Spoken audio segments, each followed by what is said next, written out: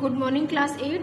हम लोग साइंस का चैप्टर नंबर 2 पढ़ रहे थे और उसमें हम लोग ये पढ़ रहे थे कौन कौन से माइक्रो ऑर्गेनिज्म कहाँ पे हमारे लिए यूजफुल होते हैं। तो हम लोग 4 पॉइंट्स पढ़ चुके थे। आज हमारा 5th पॉइंट है इंक्रीजिंग सॉइल फर्टिलिटी, यानी कि मिट्टी की उर्वरकता को बढ़ाना, मिट्टी को ज़्यादा उपजाऊ बनाना ताकि कि हमें ज़्यादा प्रोडक्शन मिल सके।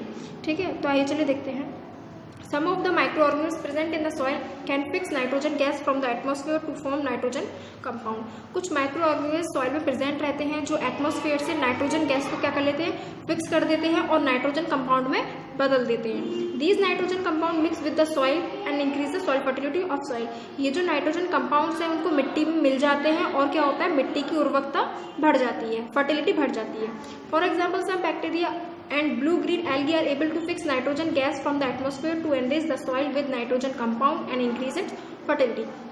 जैसे कि कुछ बैक्टीरिया हैं और कुछ ब्लू ग्रीन एल्गी हैं, उनमें क्या क्षमता होती है कि वो एटमॉस्फेयर से नाइट्रोजन गैस को क्या करते हैं, फिक्स कर लेते हैं और मिट्टी में मिलके नाइट्रोजन कंपाउंड के साथ मिट्टी मिलके मिट्टी को कैसे बना देते हैं, फर्टिलिटी कर देते हैं, फर्टाइल बना देते हैं। The nitrogen fixing bacteria and blue-green algae are called biological nitrogen fixers।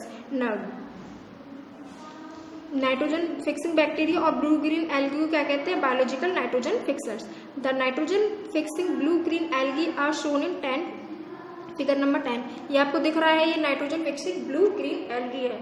ठीक है, since blue green algae stored in them nitrogen compound made by nitrogen fixer, they are used as fertilizer in agriculture। जो blue green algae है, nitrogen fixers क्या बना है, nitrogen compound, इसके अंदर blue green algae store रहती है और फिर ये किस काम में आती है, एग्रीकल्चर की फर्टिलाइजर के यूज में से करते हैं। The addition of blue-green algae to barren field increase the nitrogen content of the soil and make it fertile। Blue-green algae को अगर हम फील्ड में मिला देंगे नाइट्रोजन कंटेंट के साथ तो क्या होगा, मिट्टी में नाइट्रोजन कंटेंट से मिला देंगे तो क्या होगा, वो मिट्टी फर्टाइल हो जाएगी। ठीक है, उपजाऊ हो जाएगी। Rhizobium bacteria present in the root nodes of leguminous plants. Leguminous plants जैसे नोड्स देखिए आपने, प्लांट्स देखिए, ये स्टेम होती है, उसके अंदर बीच बीच में इस तरह से बना होता है, उसे हम बोलते हैं nodes, root nodes. Sorry, root nodes ये नहीं, रूट नोड जो जड़ होती है, जड़ों का जो गुच्छा होता है जमीन के अंदर, उसमें प्रेजेंट रहता है राइजोबियम बैक्टीरिया। किसकी क्रॉप्स में, लेग्यूमिनस की प्लांट, लेग्यूमिनस क्रॉप्स होती है, लेग्यूमिनस प्लांट्स होते हैं, जैसे कि पीज है, बीन्स है, इस तरह की लेग्यूमिनस प्लांट्स में ही उनकी जड़ों में क्या होता है, राइजोबियम बैक्टीरिया प्रेजेंट रहता है, जो कि क्या करता है, सॉइल की फर्टिलिटी को बढ़ाता है। एटमॉस्फेरिक नाइट्रोजन फिक्स कर लेता है और सॉइल की फर्टिलिटी को क्या करता है, इंक्रीज करता है, बढ़ाता है। ठीक है बच्चों, नेक्स्ट है आपका क्लीनिंग द एनवायरमेंट। मतलब कुछ माइक्रो ऑर्गेनिज्म एनवायरमेंट को साफ करने में भी हेल्पफुल होते हैं, जैसे कि सम माइक्रो ऑर्गेनिज्म जैसे कि bacteria, fungi decompose the organic matter present in dead plants, dead animals and animal wastes and convert them into simple substance which mix up with the soil। कुछ माइक्रो ऑर्गेनिज्म जैसे bacteria, fungi है, वो मरे हुए पेड़ पौधे और मरे हुए जानवर और एनिमल्स वेस्टेज जो होता है उनको क्या करता है, खा लेती है, डिकम्पोज करती है। खाने के बाद क्या करती है, उसे सिंपल सब्सटेंस में क्या कर देती है, कन्वर्ट कर देती है और मिट्टी में मिला देती है। These simple substance contain plants nutrient which are gain used by new plants for their growth. ये सिंपल सब्सटेंस क्या बन जाता है, एक प्लांट्स के लिए एक न्यूट्रिएंट बन जाता है, जो एक नया प्लांट है उसकी क्या करता है, ग्रोथ में हेल्प करता है। Since micro organism decompose the harmful and smelly dead remains of the plants and animal wastage, they clean the environment. इससे क्या होता है, जो सारे बैक्टीरियाज हैं वो मरे हुए पेड़ पौधे, सड़े गले पेड़ पौधे हैं, एनिमल वेस्टेज है जैसे कि डंग है, यूरिन है, इनको क्या करता है, सिंपल फॉर्म में कन्वर्ट करता है और एनवायरमेंट में क्या करता है, क्लीन करता है।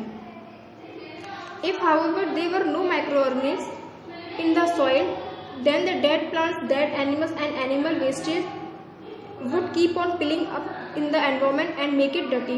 अगर हमारे पास कोई भी माइक्रो ऑर्गेनिज्म नहीं होगा, कोई भी डिकम्पोजर नहीं होगा जो सड़े गले पत्तों को या फिर एनिमल वेस्ट को या फिर डेड एनिमल्स को नहीं खाएगा, तो क्या होगा, हमारा एनवायरमेंट क्या हो जाएगा, गंदा हो जाएगा।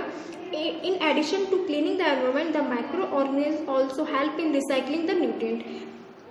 इन माइक्रो ऑर्गेनिज्म और किसमें काम करते हैं, रिसाइकलिंग में काम करते हैं, ठीक है, in nature which we can then use as food by green plants. If there were no microorganisms, then the nutrients present in dead plants, animals and organic wastage would never be refused for the use by new plant। अगर micro organism नहीं होंगे और जो dead plants हैं, dead animals है और animal wastage है, उसके अंदर जो भी न्यूट्रिएंट्स है वो क्या हो जाएगा, रिलीज नहीं होगा, निकलेगा नहीं, और उससे क्या होगा, न्यू प्लांट्स नहीं बन पाएगा, ठीक है ना, वो न्यू प्लांट उसका कोई यूज नहीं ले पाएगा। समझ में आया बच्चे? तो समझ में आया कि माइक्रो ऑर्गेनिज्म कैसे हम लोगों के लिए यूजफुल होते हैं। अब हम नेक्स्ट क्लास टॉपिक में पढ़ेंगे कि हमारे जो माइक्रो ऑर्गेनिज्म है वो कैसे हानिकारक होते हैं, कैसे हार्मफुल होते हैं, ठीक है। तो आप इसको ढंग से पढ़िएगा और समझिएगा। कल नया टॉपिक स्टार्ट करेंगे। Thank you.